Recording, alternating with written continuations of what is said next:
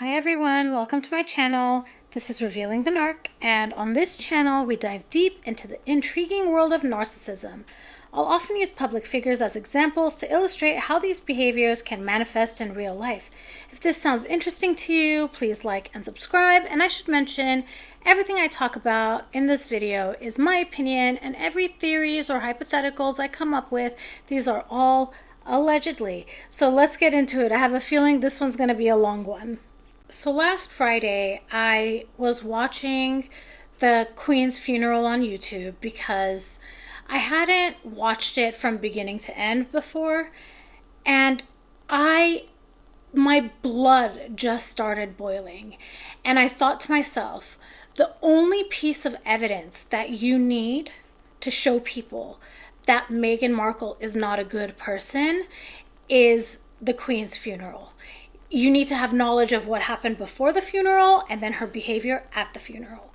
So the Queen passed away September of 2022. The Platinum Jubilee was earlier that year and the Queen hadn't attended. That's the first time I think that the Queen hasn't attended, and please fact check me if I'm wrong about this. But this should have been a big hint to Harry and Meghan that the Queen is not doing well. She wouldn't miss that event. It's celebrating her, after all. So with this type of knowledge, knowing the Queen isn't doing well, there still wasn't an effort to try to reconcile. And what had happened the year before, in 2021, was when the Oprah interview was released, in which they called members of the royal family, without disclosing which ones, as racist, and then they came out and said it wasn't the Queen or Prince Philip. A couple weeks later was when Prince Philip passed away. A couple of weeks, I think, after the Queen's funeral was when Spare was released. So these two attended the funeral of Queen Elizabeth II, knowing that that book was about to be released. And I mean, I'm only going to look at Meghan's behavior in this video, but she is a cruel, manipulative person. In addition to that, she's arrogant and thinks she's a good actress, but we can all see through that. So the first thing I'm going to show you is a clip of something Meghan had said several years before she got involved with the royal family. So let's watch that now. You're like, Meghan, one tear, left eye, go. Give me 3 seconds. That's her secret. She can cry on demand, one tear out of her left eye. Now, let's look at a couple of clips from her at Queen Elizabeth's funeral.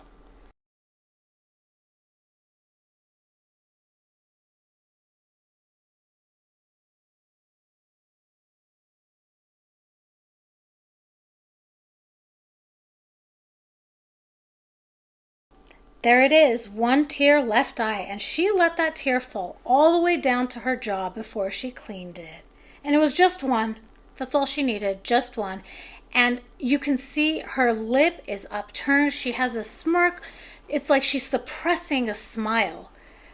And I mean, even if you don't notice those things in her facial expressions, the fact that she was so horrible to the Queen right before she passed, and then she shows up to the funeral and sheds a tear, how are those two things true at the same time? They can't be. They can't be. One of these things is an act, or both are an act. Just here, look at everyone's facial expressions. Everybody looks so sad, except Meghan. She has her lip upturned. It's almost a smile. If you didn't know that she was at a funeral, you'd question that she's at a funeral. The other thing I want to mention, and this is allegedly, the dress she wore to Queen Elizabeth's funeral had that loose cape in the back. And it reminds me a little bit of the dress she wore to the Commonwealth Day, and it was their last one where she wore a green dress that also had like a type of cape. In my opinion, it would be very easy to hide electronic devices in something that is so loose like that. So that's just something to keep in mind. I know maybe this is, maybe it's untrue, and, I'm just planting the seed, as Meghan would say. In my opinion, Meghan's smile here is the duper's delight, and she makes this expression all the time. So let's talk about what duper's delight is. It refers to the subtle pleasure or satisfaction a person might feel when they successfully deceive others, often characterized by a smirk or a gleeful demeanor. I should mention they believe that they've successfully deceived others. It doesn't necessarily mean that they have. Like you and I, we see through this, but she thinks she's fooled us. So she's giving us that duper's delight smile. Now let's talk about 3 reasons why Meghan may have the duper's delight smile. The first one is media attention. If she felt she was successfully navigating public scrutiny and criticism, she might experience a sense of satisfaction and being the center of media focus, especially during a significant event. And you know that that's true of Meghan. She was eating up all that attention.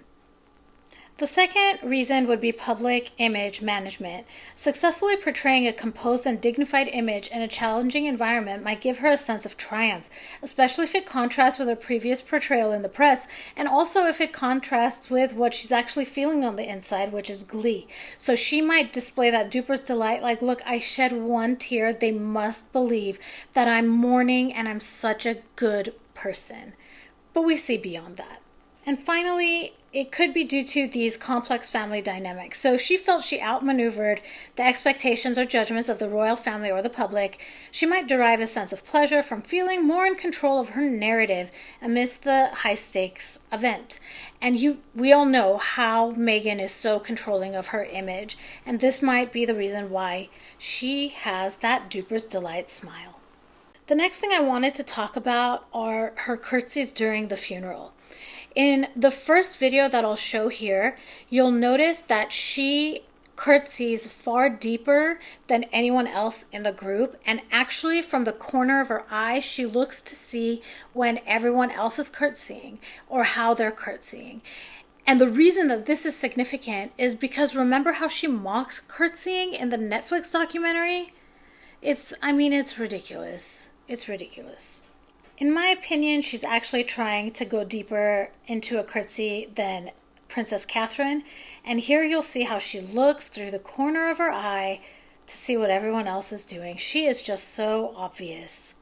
This next clip is from the procession, and you'll see Princess Catherine curtsies first, a demure, modest curtsy, and then you see Meghan does her curtsy. So unfortunately, the view isn't from the front. All you see are their legs, but take a look. And if you, I would love to hear if you also see it. Please leave me a note in the comments. And now here's the procession. And first you'll see Princess Catherine with her modest curtsy, followed by Meghan. And now let's do a zoomed in version. Here's Princess Catherine, and here's Meghan. The last thing I wanted to show was as everyone from the royal family was walking out, and these were the ones closest, the people closest to the Queen, nobody is holding hands except Meghan and Harry. Let's watch it. Here's everyone walking out. No one's holding hands except Harry and Meghan. And I also wanted to show that duper's delight on Meghan's face again. In my opinion, this hand-holding is indicative of a codependent relationship between Harry and Meghan. So a codependent relationship is one where one partner relies excessively on the other for emotional support, validation, and identity, often leading to an imbalance in the relationship. This dynamic can result in unhealthy patterns such as enabling negative behaviors or neglecting individual needs. And we see this, and I wonder if you all see it also. The moment Harry and Meghan held hands during the Queen's funeral procession drew attention, especially as it contrasted with the formality of the occasion. So this act can be interpreted as reflecting elements of a codependent relationship.